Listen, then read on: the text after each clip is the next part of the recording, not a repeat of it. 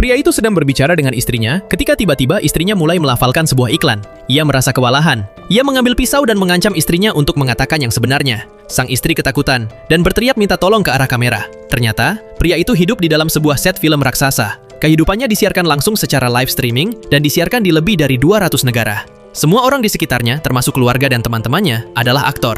Ia telah ditipu selama 30 tahun. Untuk memastikan ia tidak pernah bisa pergi dengan perahu, sutradara telah mengatur agar ayahnya meninggal dalam badai di laut saat ia masih kecil. Sejak saat itu, ia menjadi takut pada lautan.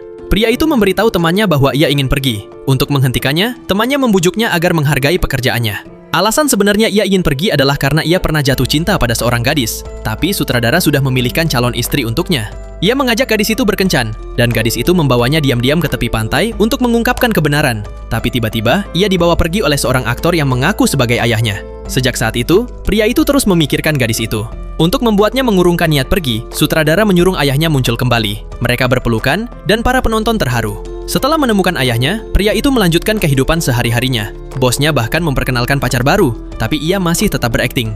Ia tetap ingin pergi. Suatu hari, ia berhasil melarikan diri dari kamera. Sutradara panik, menghentikan siaran langsung dan memerintahkan seluruh kru untuk mencarinya. Bulan di langit berubah menjadi lampu sorot, dan kru mulai mencari. Sutradara bahkan menaikkan matahari lebih awal, tapi mereka tetap tidak bisa menemukannya.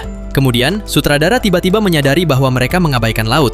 Saat kamera mengarah ke laut, semua orang terkejut. Pria itu ternyata telah mengatasi ketakutannya dan sedang berlayar dengan perahu. Sutradara segera melanjutkan siaran langsung. Untuk menghentikannya pergi, sutradara menciptakan gelombang, mencoba membuatnya berbalik, tapi ia tetap mengendalikan perahu layarnya. Maka sutradara memerintahkan sambaran petir. Petir menyambar tiang layar dan ia jatuh ke laut.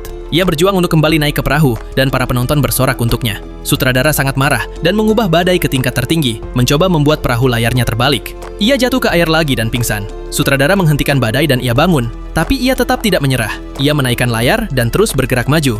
Tak lama kemudian, perahu layarnya menabrak sebuah dinding. Ia pergi ke dinding itu dan menyadari bahwa langit juga palsu.